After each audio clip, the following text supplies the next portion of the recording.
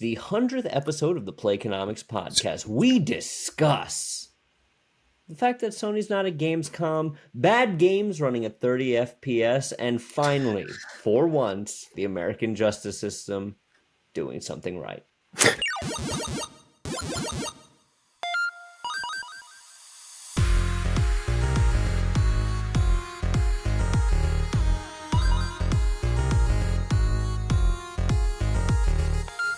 What's going on, everybody, and welcome, Matt, episode 100 of the Playconomics podcast, where we break down the business behind your favorite video games and give you, Matt, for 100 episodes, financial context for insurance. We started this, let's look back, we started this blackout drunk on a camping trip, I believe.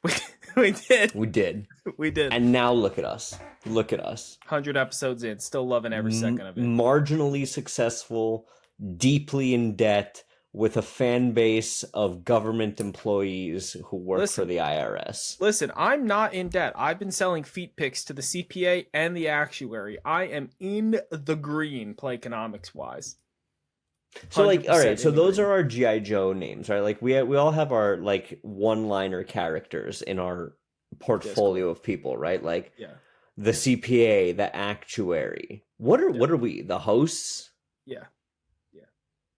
I mean, I guess that's cool. We're just Matt and Bobby because we're, like, known people. Like, the CPA is just some dude named Tom. He has to work in the shadows. Could be any Tom. Yeah, he has to. With his little hat, the clicker thing. It's him. Oh, the actuary. Thing? Like, I'm not even 100% sure. What do you... No, the clicker thing where... You know, the cash register? No. The extension to a laptop. Like if you never had the number pad not on your laptop. Yeah, I have a Mac, so yeah, not for a while. They could USB port one in for you, but like back in the day, accountants used to have one, and it would print out paper receipts so they could keep paper trails. Oh, and it would. Yeah. The CPA has definitely. Listen. That's what he goes to bed to instead of white noise. It's just for a cash register. It's just the CPA has a 4-hour-long Spotify playlist called Music to Audit People To. It's just the sound of overhead lighting and like a desk fan going back and forth. It's just that like fluorescent light noise. Mm-hmm. All right. We're back. Rated in. Financial context. The CPA. Let me tell you something. The CPA heard that, pushed himself away from his desk, looked up at his fluorescent lights, and down at his desk fan, onto his phone of the feet pics, and now he's commenting on the Discord. Now just goes. Yeah, they got me. They got me all right. And if you want this 5 minutes of riffing that me and Bobby just did to not be completely meaningless to you, join the Discord. You know exactly what we're talking about. Yeah, but you know what's exactly what we're not talking about, Matt? Until we're talking about it, Sony not being at Gamescom. I was going to say, we're not talking about Sony's appearance at Gamescom because they're not going. They're not going. You know why? Tell me, Matt. Because they don't have any games to show because they're a bad company. Okay, so this is gonna be the theme of the episode. This is might genuinely be the 100th and last episode, because Matt's gonna sit here on his high horse made of what the hell do you call them? Series Pro controllers, right? Bro, he's gonna sit upon his throne of Xbox Series X controllers, and say, I've transcended the console wars. No, bro, we have one B+ showcase, and I'm full Xbox bandwagon, baby. I got one 40-minute trailer of Starfield. It's already the best game of all time, and Sony should close its doors. But what we're getting into here is just the fact that this is another game event that shouldn't be happening anymore. And PlayStation won't be attending Gamescom, which, personally, I do think it's literally because they don't have anything to show right now. And if they did... listen to me, if all the hubbub is true, and there is hubbub... About what? What is the hubbub? A winter event, a before the end of the year event, which, God, how funny would it be if they did it the week Starfield came out? That is supposed. How funny would it be if the week Starfield came out? Sony's like, hey, that's cute, your little space game. Anyway, here's everything you want. Yeah, I don't know. A showcase will never be better than a game. Like, if the game that's is a valid 10, take. Like, if the game is a 10 out of 10, it's not getting overshadowed by a showcase. Never. So I think Xbox, keep it 10 out of 10. I don't think Sony would risk it, because I think the general consensus is that this is going to be better than it is worse. Like, it's a higher likelihood of a boom than a bust for Starfield right now. And Sony's not risking their showcase being completely unwatched. But listen, all I'm saying, Matt. What? Do you remember the canvas bag debacle with like? Why does everyone have such good faith in Bethesda? What was the last thing that Bethesda did? This is this goldfish attention span that people have. Bethesda is a company. Yeah. They wheeled out one of their flagship products. Live service game, different. But wrapped under the guise of this is the next Fallout. Right? That's what they wanted you to think. They had Todd Howard announce it. Yep. Then what did they do, Matt? They spit in your coffee and watched you drink it. And they said, hey, remember that cool bag you all pre-ordered the game for? It's not that cool. In fact, it's a completely different bag. Hey, remember that game that most of you don't want to play? Good news, it's actually unplayable. Listen. There's no point any further in speculating on Starfield. We've seen all we're going to see of it. Everything we've seen so far looks fantastic. See me September. If it's bad, I will literally sit on my Xbox Series X. I need a video of you eating your Xbox. I will yeet my Series S out the window. That's what I will do. That's fine. And if it's good, I don't really care, because I don't care what you do, because I'm going to be playing Starfield, so I won't be paying attention to what you're doing. Well, you'll be playing it at half of the frame rate that a good game would be played at. Because the other thing that was making the rounds, I need you to read the okay. I made the show notes this episode, as you can see. All right, so here they are. I'm going to read it to you. ASMR. The title of what I put in the episode, run. So for this section of the Playconomics podcast, you're going to be listening to Starfield at 30 frames per second, because it's very bad, in all caps, the worst game. Not even a game, it's sub-game for subhumans. That's what was in the show notes. And you know what that was attached to? An article ridiculing people that are making fun of the 30 frames per second and calling that critique nonsense. But and here's hold on. No. Pick a side. Let me ask you something. Do you have any respect for the game developers at Santa Monica Studios? The ones that are currently working there, yeah. So the ones that worked on God of War 2018, not relevant. The ones who worked on God of War 2018 before they put out the performance 60 FPS patch.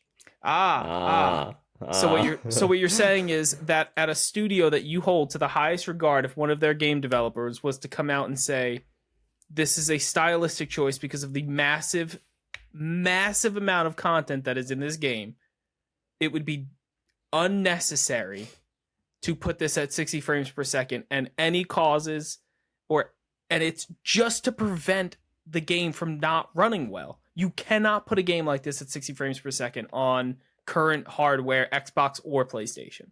And what are you going to bring up? Starfield? Not Starfield. Redfall? No. I think the closest analogy on the PlayStation front that we have right now that I could sort of throw would probably be Horizon. Again, we don't know how big the Starfield map is, right? But like if you take they literally ridiculed that example. So hold on. It's possible. It's doable. You're all wrong. I'm not saying it's not possible. You could do it, but it wouldn't be worth it. So here's my question, because when it comes to sales implications, I think a lot of people are listening to people like us. A lot of people are, Actually, not a lot of people are eating IGN. All of those San Franciscites are scrounging for sandwich money. Either frame rate. What is more important? Openly saying that, hey, the game runs at 30 frames and the game hitting 30 frames, or the game not being quantified in terms of its frame rate and then being dinged because the goalpost was never defined. Here's what I mean by that, right? You'll have people come out and say, oh, it doesn't run on, say, it's 60 FPS. Okay, well, does it run at a really good 30, right? Like, so your argument is valid if we never, ever, ever again have people be like, well, this didn't run at 60 FPS on my PC. Jacob, relax. It runs at 120 on PC. The point, no, it doesn't. First of all, Starfield does not run at 31 frames on PC. No, you know why? It runs at 60 frames per second on PC. Not likely, because you have to update your printer drivers and close Minesweeper and make sure that listen, it's going to run at antivirus. Pat McAfee's. Imagine Pat McAfee's. I digress. Make your point.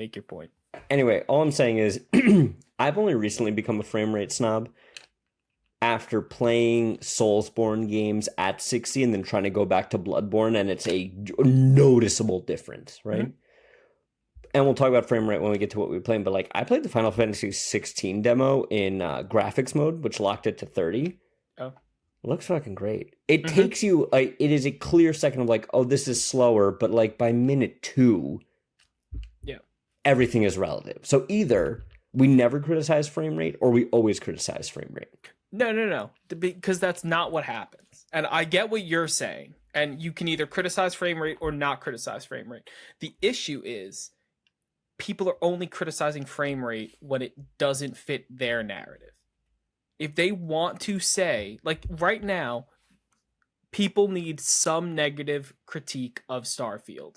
The only thing they have is that it's at 30 frames per second. And there is a difference. Like all games are not created equal. Starfield. Some games are Xbox. Hold on. Got him! Hold on. All games. I'll let you finish. All games are not created equal. Starfield and Redfall are not the same. Redfall not shipping at 60 frames per second was embarrassing. And that game had no right to defend 30 frames per second as a performance choice. It was a necessity. They could not do it. And the game at 30 frames per second also looked like dog shit. It was a very small map. Everything was already pre-rendered in the game. There was barely any enemy density. The textures were trash. You love Redfall, Matt. I did enjoy playing Redfall, not for the aesthetics and not for how good, like it wasn't a marvel of graphics. Starfield pitched as a marvel of graphics and an extremely immense game. Based on everything we've seen, is Starfield a better looking game than Elden Ring? I wouldn't hold either one above the other one. I think they look relatively the same from what we've been shown. It's a cop-out answer, and you know it. It's not, because Elden Ring looked beautiful, so does Starfield. Like, I'm not mad. That's not true. Like, it's just the only reason I would say Elden Ring is because I like the aesthetics of Elden Ring better. I'm not I'm not a space guy. I'm not a space guy. You're a feet guy. Bro, second fallen company that I'm propping up on this show. We got FTX, we got FaZe Clan. Scandal after scandal on the Playconomics podcast. Here's my question, because I want to tie it in the financial ramifications of this. Yeah. I want, from your perspective, both sides of the coin. Okay, Starfield is a hit. Yep. Who gets the credit? Xbox or Bethesda? They're the same thing. I wouldn't say so, because if you flip the coin, if Starfield shits the bed, who's going to take the hit? They're the same thing. No. Okay. No. Let me put it to you this way. If it's because I think they're both going to get criticized because it is an Xbox product made by Bethesda, and both should get criticized if they're bad, or if they should get praised if they're good. Who's going to get fired if it's bad? Phil Spencer, Todd Howard. Arguably, it should be Phil Spencer. I would say Tom Howard would get panned though. Look, like that's my answer to your question. You're gonna be very upset with me, and then let's just move on. Okay. If Starfield is as bad as it looks, who's saying it looks bad?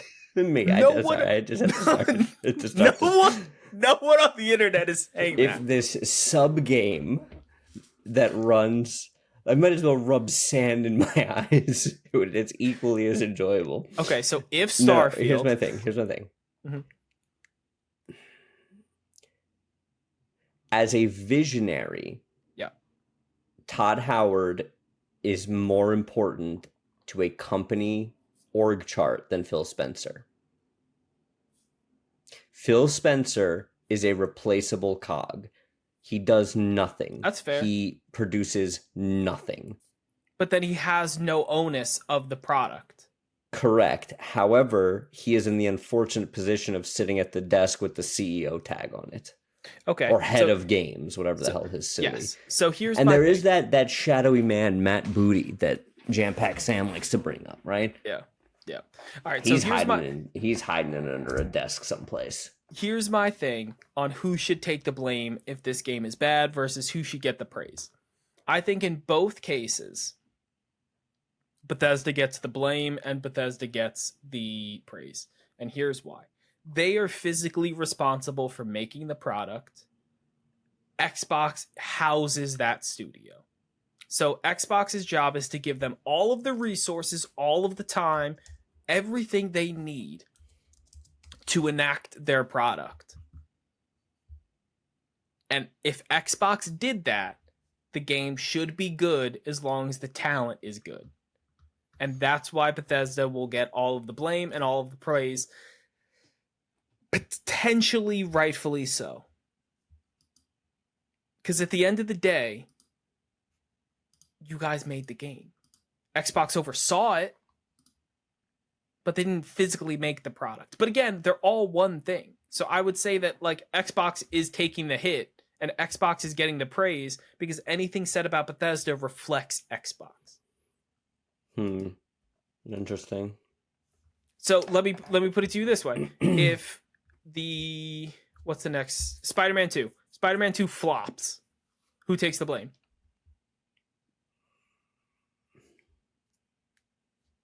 You outing Jim Ryan? Sony. I'm not outing. Yeah, well, here's the... Listen, forget outing him. Forget outing him. So you think Sony takes the blame? Only because... And you're going, it's a double standard. Here's where the difference is. Starfield was something that was incubated under Phil Spencer, under Todd Howard. No, not incubated under Phil Spencer and Todd Howard. What I'm saying is, Spider-Man was incubated whole cloth under Jim Ryan. Yes. Right. Okay. So you're gonna have people like, wow, it was a transfer of ownership, and there was a misalignment of brand cohesion. I think Starfield is, I mean, we're never going to know if it's sold well because your business model is predatory and has no real way of tracking sales other than we got 7 people to play the game, maybe because they streamed it. Listen, there's first of all, it is currently topping Steam charts. It's number 1 on Steam right now as here come the a pre-download. Listen, but I don't have any other metric to give you because nobody in their right mind would purchase Starfield on Xbox because you could just get it on Game Pass. And Game Pass is the value of having an Xbox. The only thing we could go by is Steam numbers right now. And they're through the fucking roof. So I'm cool with it. Like, I think everyone is pretty happy with the way that Starfield is turning out right now, and you're seeing that in it being the number 1 downloaded thing on Steam right now. Listen, I'll let you have this because later on in the episode, I'm gonna come right at you, your fans. I have such a different opinion. Also, when I'm trying to figure out when did Starfield get developed, because I see what you're saying with Spider-Man 2. It was Insomniac was already part of Sony, so it was one entity at the beginning. So it's a different level of responsibility. Yeah, it really depends on when Starfield's inception happened. Like, was Starfield being worked on before Xbox bought Bethesda? If so, 100% more on Starfield or on Bethesda. But I think either way, the X's and O's are happening at the Xbox level. The actual execution is happening at the studio level. So I would blame the studio. Except in Pokemon. In Pokemon, I blame Nintendo every time. You've never one held them to account, but I boycotted Tears of the Kingdom. Matt, what are you playing? So I've been playing Diablo. I haven't been playing a lot of video games over the last couple of days. We filmed literally 2 days ago or 3 days ago at this point. So since then, I haven't been playing a lot. Been playing Diablo. I'm level 40, having a fantastic old time while I'm playing Diablo. It is an amazing, just like pick up, start playing, not really much to think about because I'm not playing it for endgame.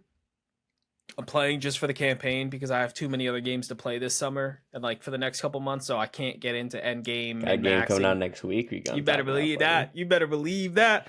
But I'm just going through the story and the campaign with Sarah, and it's fantastic. Absolutely love it.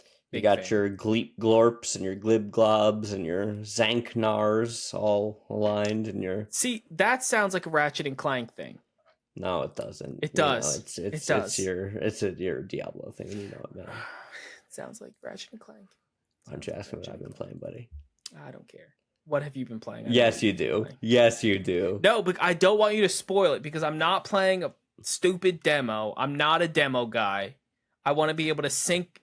I want to be able to play the game for 12 hours in a row, launch night, the way it was supposed to be, which is why I'm worried about Starfield. Well, Bug City, baby. Here's the thing. What? So what we're talking about is I played the Final Fantasy 16 demo last night. I had about a half hour. 28 minutes of which was cutscenes with it. You played half an hour, that was it? That's the whole demo? No. There's more to it, and I'm being facetious. I probably logged about 45 minutes to an hour. Okay. And a considerable amount of it was cutscenes. Yeah. It is awesome, but also some red flags are coming out. Frame rate? Inconsistent frame rate. Okay. And this is kind of what I said before, where it's like, I don't need 60. But when I bumped it to 60, it wasn't 60 all the time, and that gave me motion sickness. So I just bumped it out, lock 30. Great. Yep. It was announced that Platinum Games and the team behind Kingdom Hearts helped with this a little bit. Okay. Which is worrisome. It is worrisome. Because anything Kingdom Hearts is just not good. Matt's looking in horror. I see him scaredly Googling right now. Yeah. It overall seems dope. More Devil May Cry than old school Final Fantasy. Mm-hmm. Very violent. The beginning is very Game of Thrones-y. Cool. Or at least the bit that they show. It's like these two armies going at each other. And motherfuckers are getting sliced and diced. Yep. I'm still excited to play. I just don't... I'm a little like, what? Hold on. Yeah. What's going on here? Let's watch a review first. Let's see what people want to say about it. No, I'm going to buy it. I mean, so am I, Matt. It's going to be great, but I'm a little more pensive than I was. See, but this is why I don't like demos. Because how much of the game did you actually play? Versus how much of it was just cutscene because it's the first... So I played a big set piece kind of battle scene, and then I played a more open area, go around, there's people who'll give you quests, kind of slice of life open world part. Okay. I mean, that's a decent amount for a demo, but I don't know, until the game is finished, it's out for everyone, or it's days before, it's just not worth playing. because I'm going to get a small snippet of it, and whatever the intro of the game is going to be my opinion of it. And I don't like that for a game because a lot of the intros of games aren't the greatest. Just the good ones. It's not true. Matt, let's talk about Embracer Group, my guy. What's going on with those scoundrels over there? So, listen, this is going to be an unknown fact. And I caught Bobby off guard with this little studio nod. Because he told me, no, they didn't own them, and they do. So the first thing, article brought to us by Rock, Paper, Shotgun. Fucking right. Love that shit. Rock, Paper, Shotgun. Embracer Group to close studios and cancel games as part of a restructuring. This was news last week, but we really wanted to cover the showcase. The first thing that I thought of when I saw this title last week was, we're never getting Perfect Dark. Not once. Absolutely bad game, gone. Bad series. No, I love Perfect Dark. I loved every second of yes. What's the main character's name? Don't you dare Google it. I'm watching your hands. Does she have a name? Oh, see, now who's a real fan? It's Joanna. And if you've played her name is Joanna Dark. That's dope. First of all, that's dope. Second of all, let's be honest. Do you love Perfect Dark, man? Yes. I loved playing Perfect Dark as a kid. Less so the 360 version. But the original, it was some heat. I loved the original Perfect Dark. That little elephant gun that you shoot through walls and fucking lit. Loved absolutely every second of it. But it's never coming out, so. Never. It wasn't at the showcase, and I was like, that's not good. Immediately after it said, after the showcase, I see like 2 days later, it's like Embracer Group kicking cans. We're closing studios and laying off people. And I'm like, there's a reason that shit wasn't at the showcase, and it's because they can that. And bad listen, game. It's crazy that you got an influx of $1 billion and then decided that you needed to close studios. And I wanted to read this quote. Yeah, this quote is insane. I tried to find who it was in the thing. I think it's just random Embracer Group exec, but I'll read directly from their quote as to not plagiarize them. I have a high degree, and I begin now. I have a high degree of confidence that this entire process is going to easily translate into better product selection that's more profitable and gives us a greater opportunity for growth in the future, and that helps us leverage the IP we own within our organization. I mean, we own Lord of the Rings, says the interim chief of operations officer Matthew Karch during his pred conference. Thank God it's in the actual thing. Fantastic. Matt Karch, bad look. We know we are going to be exploiting Lord of the Rings in a significant fashion and turn that into one of the biggest gaming franchises in the world. And obviously that's something we're going to be doing. That's a much better use of resources than some of our other projects and that some of our other teams have been working on. One, holy shit. Bad. Not good. Could you imagine laying Sony doing this? No. A bunch of studios and being like, don't worry, they were working on shit anyway. Who greenlighted it? Who greenlighted what they were doing? You did. And now you're going to be like, oh, well, we own Lord of the Rings. We're going to make a bunch of... He said exploit.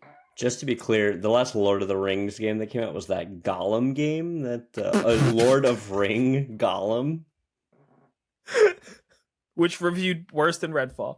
This is extremely tone deaf. You do not put out a statement like this after you close and lay off a large portion of your company. It's a really, really bad look, especially after getting an influx of $1 billion.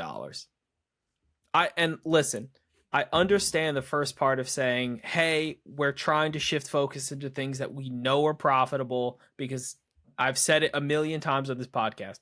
Video games are very expensive to make, and they take a hell of a long time to make them. You need some wins. You need guaranteed W's when you can get them. So I understand him wanting to leverage IP they have that will make them money.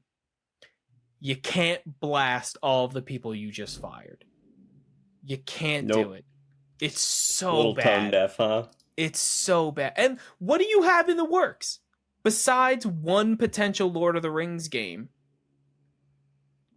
What else is going to make you profitable? Like, what were those studios working on that were so garbage that you're now like, we're the Lord of the Rings company? Yeah, they really fell back on that one fast, huh? Listen, this is gonna be, who are they developing the Lord of the Rings game for?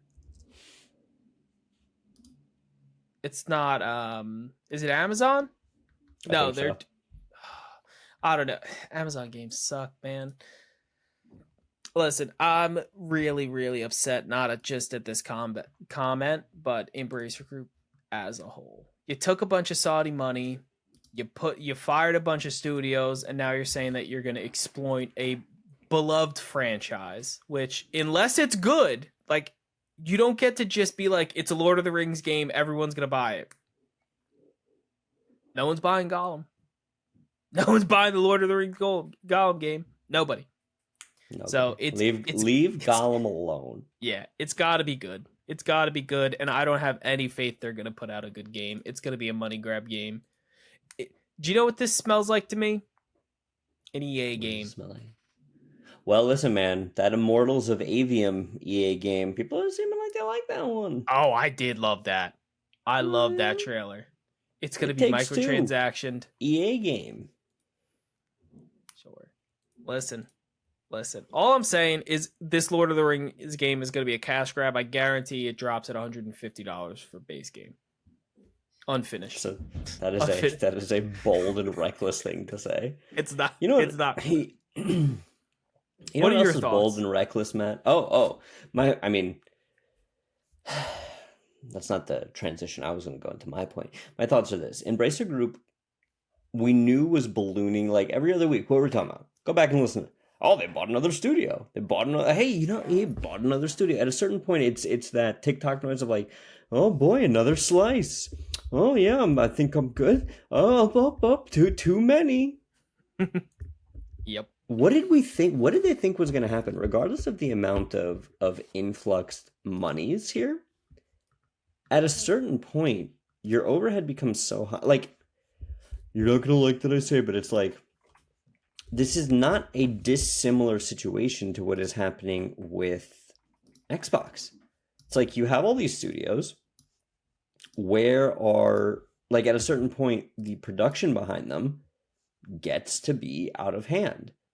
You lose in the fray sight of your, I guess, most important IP, because, you know, Perfect Dark, the big Perfect Dark fans who don't know her first fucking name, but, you know, that's... Listen, it's not Halo... Anyway, it's not the most important IP, Perfect Dark. And there's a stark difference between Embracer Group and Xbox, because it's Microsoft. You're right. Xbox has pushed out less games than Embracer Group, yes. That's fine, because they can last until they put out banger showcases like last week, and now I'm hyped for Xbox again. God, I can't wait. I can't wait for Starfield to be a 7. I can't wait for Starfield to be the most 7 shit on the planet. Okay. Point I'm trying to make here is, we were ringing this bell for a very long time when it came to these large-scale acquisition of studios across the board, where it's like, okay, yeah, we get it. You have all these studios, but what are you giving us, right? Like, oh, a SpongeBob remake game. Oh, Destroy All Humans remake game. Oh, Saints Row. It's like... none of these are good enough to justify your outbound cash flow here. You know what I mean? Yep. And yeah, Perfect Dark seems to be the victim of this. I give it 6 months. We don't hear anything about Perfect Dark. And then 6 months later, it's gone. What if they just never say anything about it? And people are like, guys, where's Perfect Dark? And they're like, what are you talking? We're never dead. We're never developing a Perfect Dark game. What's gonna happen is they're gonna can it, and then an internal Xbox studio is gonna take it over. But that's what was happening. It was at the initiative. It was being mostly developed by Crystal Dynamics. But it's an Xbox game. Why would you not develop it in-house to start with your studio that you started for this game? Nobody they built the initiative from the ground up. Nobody cares about Perfect Dark. It's just me and Joanna. Whose name you just learned for the first time. Yeah. I could have told you it was any name on the planet. And you would have been like, oh, it really was Maureen Dark? Okay. You're looking it up just to see if it's really Joanna right now? What's her name, Matt? Look into the camera. What's her name? Hold on. I wrote, who's the main character of Perfect? Joanna Dark. Okay, cool. Yep. I thought you were low-key going to make an idiot out of me for the next, week and a half. Or, 4 weeks. Because if you would have just said it and then not said it, if you would have done, Leslie Dark, I would have bought it. And for the next 6 weeks, you could have been like... See, but now still waiting on that Leslie game. And I've earned the credibility of the audience where your middle name might be Roger. And they will believe me now. They'll never know. Because I haven't had enough social cachet in my life. Yeah, obviously. Get a chalkboard. They don't listen to everything you say, because if they did, you do not have enough social cachet for anyone to believe anything you say ever. Get Jim Ryan on the line. Fantastic. But you know who we're not going to... Oh. Yeah. We both went for the segue. Go. Matt, it's not happening. It won't ever happen. Stop thinking it's going to happen. Microsoft will never acquire Activision. Okay, here's what I have to say about this. I have one thing to say. And I didn't even give you a video game article. I gave you a financially driven, non-Paul Tassi related news source. CNBC. It's good, yeah. This segment's titled, "It Won't Fucking Happen, Ever, Not Once, Not Now, Get Fucked, You Green Fucking Nerd." And what I have to say, so basically what happened is the FTC is now filing an injunction to be able to stop the purchase so that Xbox doesn't just buy Activision Blizzard King and then after the lawsuit they're like, all right, dissolve it. Because, and they say in the article, if that was to happen, that's irreparable damage. You can't fix that. You can't let a company own another company for 2 months and then split them up and be like, all right, now pretend you guys don't know anything about each other. You can't, they've seen everything. They know everything. They see, you don't think the first meeting with Xbox and Activision Blizzard King is show us everything right now. And they're like, well, we brought Kevin Spacey back for another Call of Duty game. I could just see Bobby Kotick being like, what are the kids like? We brought back Kevin Spacey. That does well, right? They're like, yeah, there's the board meeting. It's Philip Spencer, Bobby Kotick, their respective board members, and they're like, all right, guys, optics around this are not good. We need something, Call of Duty is getting shellacked for the Nick Merckx thing. They removed Nick Merckx's skin for saying something mild, but also remove the pride flag in Saudi Arabia. So they're definitely consistent in their hypocrisy, right? I just had to add that in there because I hate that shit. The hypocrisy, to be clear. I hate corporate hypocrisy. They're all sitting there. Here's Phil Spencer, guys, we need something. Let's put Bill Cosby in it. Yeah, Kids love Bill Cosby. Yeah, he's America's dad, right? Yep. And then Bobby Kotick's like, "Hey Kevin, hey bud, heard you're in need of some work, huh? Let's make it happen." There's no shot. Kevin, I'll tell you. They know that's why America's blocking the injunction. So this is all I have to say about this. It was a slow news week, and Bobby put this on here. This is not news. The FTC has already sued to stop the merger. This is the only logical thing for them to do, is that their court date is not till after the merger is set to happen. they need to block it. This is not saying that it will be blocked. It will be blocked. I'm saying it will be blocked. Listen, I understand that you're saying it, but I'm giving the people factual things that happened. There's no way they were going to let a company do an acquisition before any litigation happened because it's impossible to go back from there. It is only a matter of time until this deal gets done. And until I hear a firm no from Xbox, I said 85-15 on this deal. I'm 99% sure that this deal is going to go down. All of these hoops are just delays and due diligence. What? Hold on. It's delays and due diligence because this opens the floodgates, because this is a monumental purchase.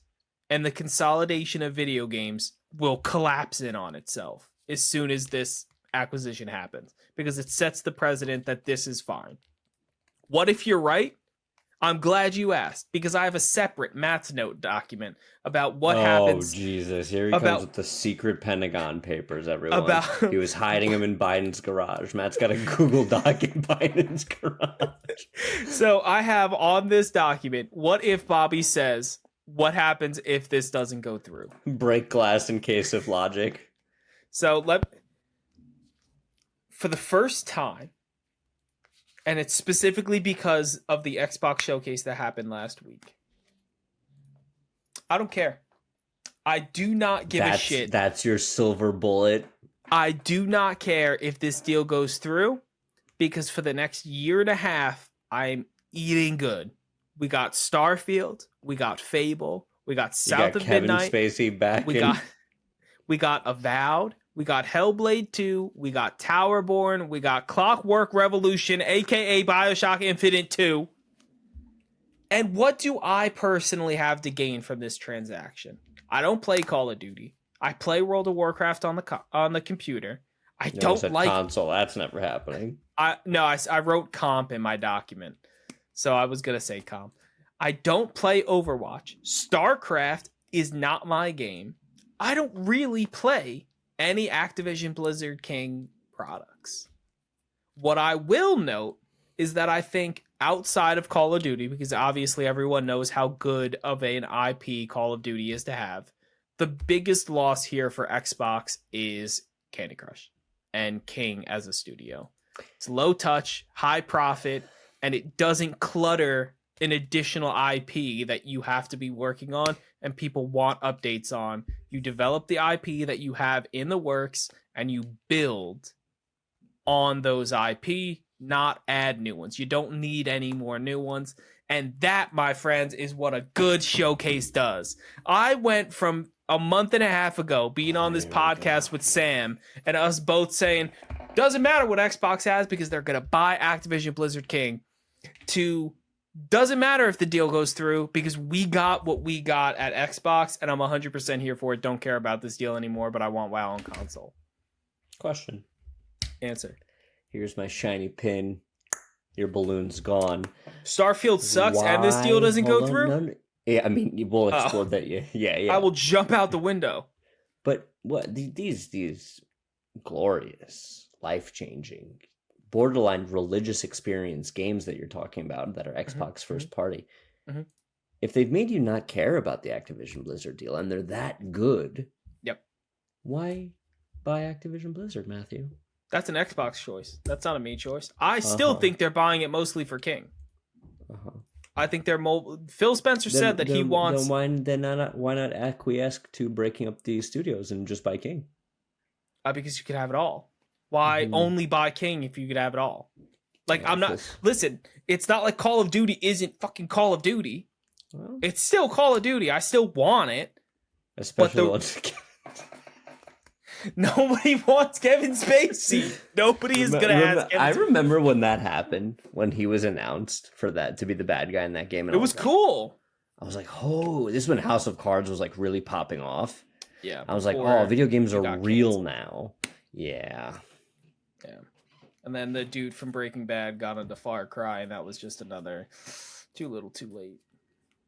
Yeah, Kevin really ruined it for everyone. Yeah, he did. It's okay. We're gonna get Bill Cosby in the next one. I fucking imagine. Bill Cosby's the bad guy in the next Call of Duty.